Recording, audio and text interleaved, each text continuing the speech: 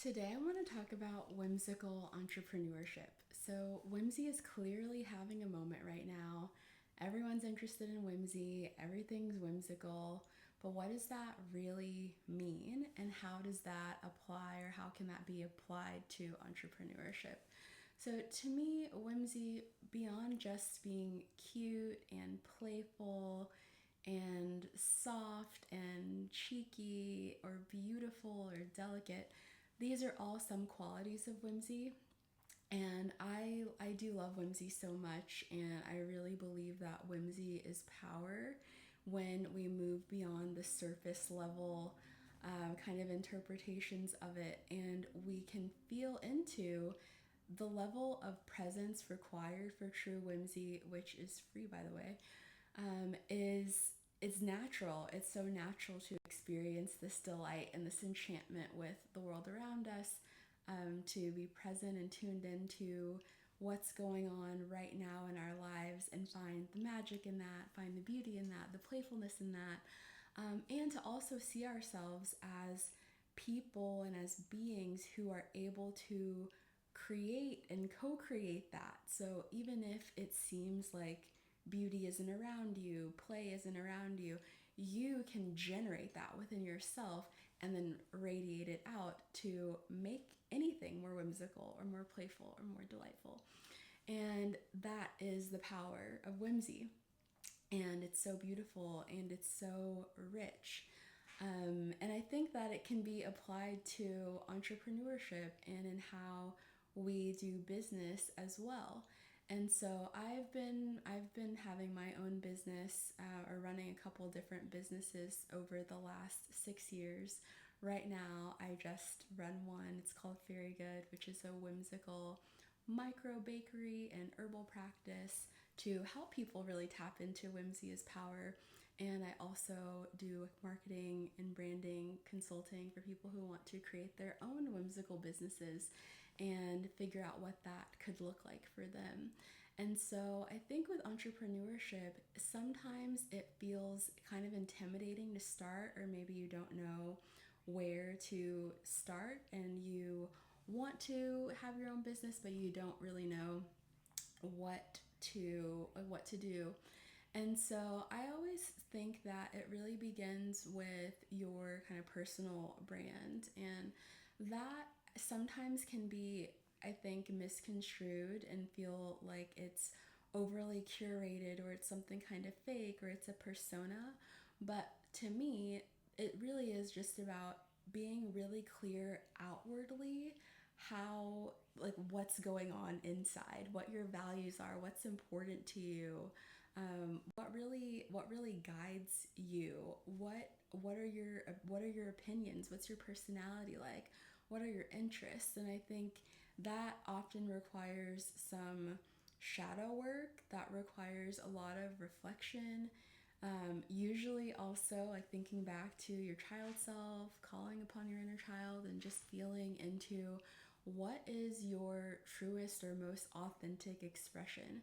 Because when you are connected with that level of truth about yourself and how you see yourself and what you value and what you care about, the message that you want to share, the message that you want your business or that you want your work to carry, I think it becomes kind of inevitable that, yeah, it just becomes inevitable that people feel that truth. Like when you're really connected with your truth and sharing it in a way that people can feel, there's just so much resonance there. So I think it starts with being really clear about your personal brand. And there's also some psychology around, color, and imagery. And so like that's a different part of it.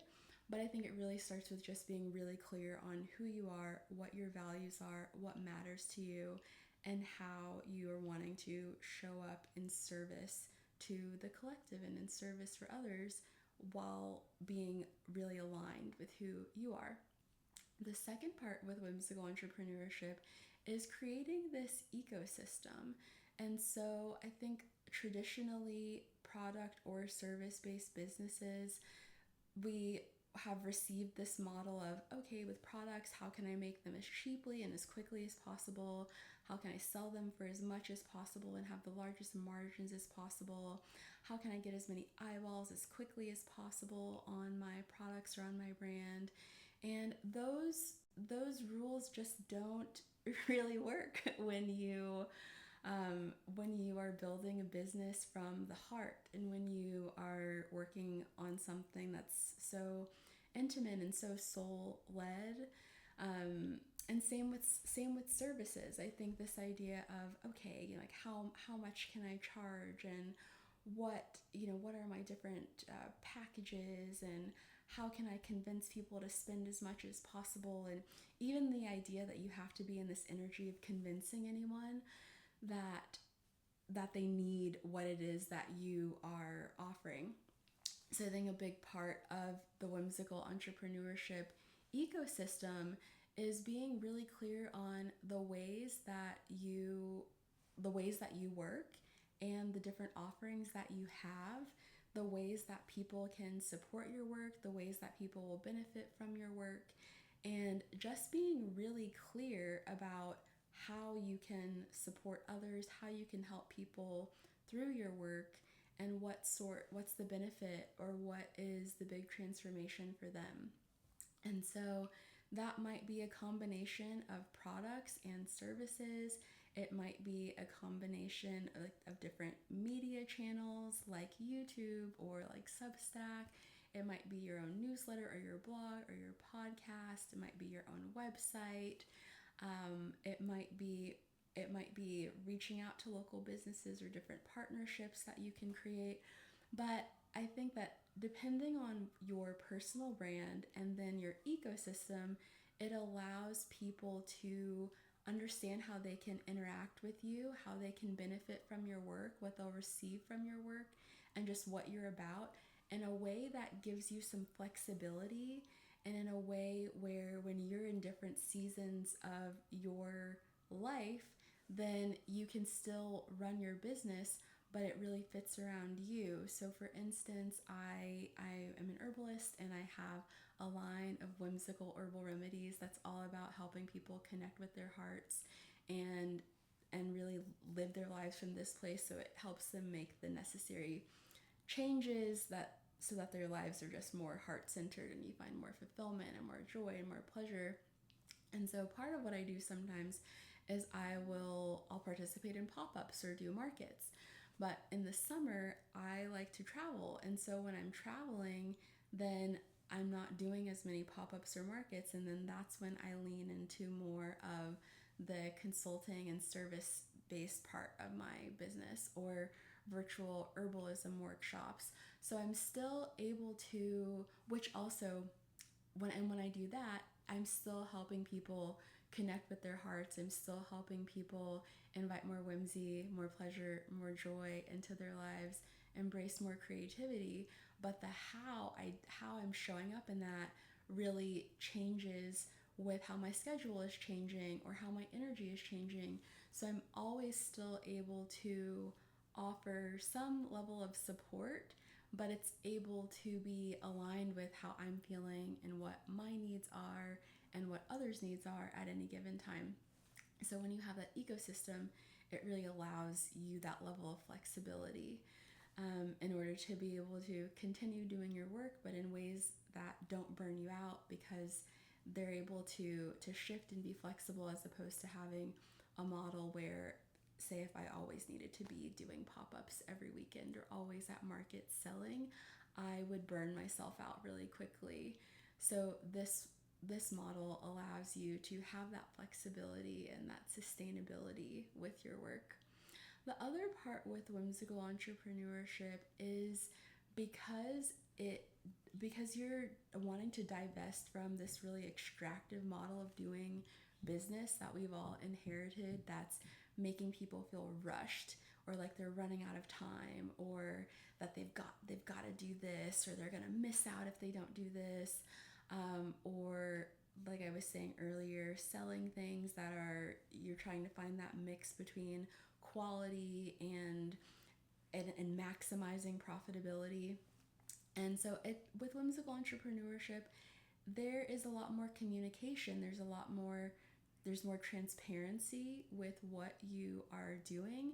And it also gives you the opportunity to be creative with not only your offerings, but it allows you to be creative with your understanding of value and communicating value and exchange. So maybe that includes charging, but also being open to barter and trade for some services. And in doing that, you're able to have conversations with people that you might not have, instead of, oh, here's the link. And of course, that's great, and we need money to survive, and we all have bills to pay. But I think there's something really powerful about having these different conversations around value and around reciprocity and creativity and exchange that feels so much more empowering, as a way to complement being financially and monetarily compensated for your gifts, your skills, your talent. And so having those complementary frameworks, I've found it to be so enriching. I've traded things like help with the first version of my website for a pan of brownies. I have exchanged marketing services for music lessons, and I just think that's really beautiful, and I think it's so fun, and I think it's also like, that's so whimsical. It's whimsical to be able to think about the structures that we've inherited and ways that we want to reimagine working with them, and ways that we can choose to interact with them differently, and even subvert them when it feels good and when it feels right to do. And so then the last part about whimsical entrepreneurship is getting to be really creative with your offerings. So we talked a bit about building a personal brand and communicating your values, communicating what it is what your skills are, how you like to work, who you want to work with, who could benefit from what it is that you've got to offer and what you're sharing. Then building an ecosystem that's aligned with your skills and with your gifts and with your talents. And I think that the ecosystem plus the personal brand helps you figure out what those clear offers are. So like I was saying earlier, sometimes I'm selling my products at markets. I have a website where people can buy from. Sometimes I will do bake sales. Sometimes I'll teach workshops. And so when you get really clear on the skills that you would like to offer in this way, because I think there's also an idea that, oh, do I want to be should I be monetizing all of my gifts or all of my skills? And I feel like I'm just kind of like making it all about money. You don't have to do that. You get to decide what it is that you would like to offer in this way. So for instance, there are plenty of things that I do that I don't want to be part of my business. I've recently gotten into watercolors, and watercolors can feel like really whimsical, but that's not a part of my business, and like that's not a part of something that I'm offering in this way. So I do want to say that you do get to choose, but in choosing what gifts, skills, talents, passions that you would like to offer and figure out how to monetize as a business and creating that ecosystem, it allows you to get really specific and really creative about what those offerings are. And so there is a market for any and everything out there, especially really creative services and really thoughtful products. And so if you want to take your gifts of interior decorating and or herbalism, maybe you're helping people figure out like what herbs and clothing that they need to be wearing in order to feel like their most embodied self. I don't know, but the point is you can figure out a way to combine your gifts, interests, talents, passions with services or things that people are genuinely looking for, and you have the opportunity to create something really beautiful and really unique and really specific that makes you feel so lit up because you're getting to do exactly the things that you enjoy doing and that make you really excited to do, and other people are excited to work with excited people. It's really just that simple in some ways. And people want to support passion, people want to support creativity, and people are looking for something creative and unique. And so, the clearer you are about what it is that you offer in your whimsical business and how you want to express your soul gifts and your ancestral gifts or your talents or the things that come really naturally to you, then that is, I think, what one thing that whimsical business is all about. And I think the last part that I want to share with whimsical business is I think that somewhere along the lines with the social media era that we gave businesses personality, and we said that we were demanding of businesses and of corporations that they show up kind of like a person and they have a personality and attributes like a person.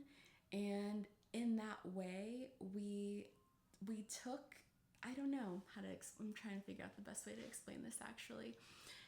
But businesses are not people and corporations aren't people. But when you are a solopreneur, you are a person first and foremost, and your values and the way that you're showing up is so deeply connected with your business. And I think that that's something that is really special and really genuine in a way that it isn't when you hear it from corporations. And so with most heart-led whimsical businesses, there is this foundation of seeing your work as a way to be in service to the collective. And in that way, I think it makes selling a bit easier. I think it makes personal branding a bit easier. It makes marketing yourself a bit easier because the foundation is really, I see my business as a way to support collective healing, collective good, collective betterment, and having that foundation as opposed to a foundation of I'm doing this solely to make as much money as possible. It allows you to show up differently. It allows you to have those conversations, like I was saying earlier, in a way to really connect with people through your business in a way that's so genuine and that's so beautiful, in a way that not only transforms the lives of other people, but it has no choice but to transform you too, because you get to step into the version of yourself that's so aligned with your message and who you are and what you value and your beliefs, and you get to share those creatively and in a way that is supportive for the collective. And with that foundation, I think it just makes whimsical business and whimsical entrepreneurship so satisfying and so enjoyable. So those are the main things that I think set whimsical entrepreneurship apart from traditional entrepreneurship. And if this conversation is something that you're interested in, or you've started a whimsical business, or you're curious about starting a whimsical business, I would love to hear in the comments, and be sure to like, subscribe, and save, and stick along for more.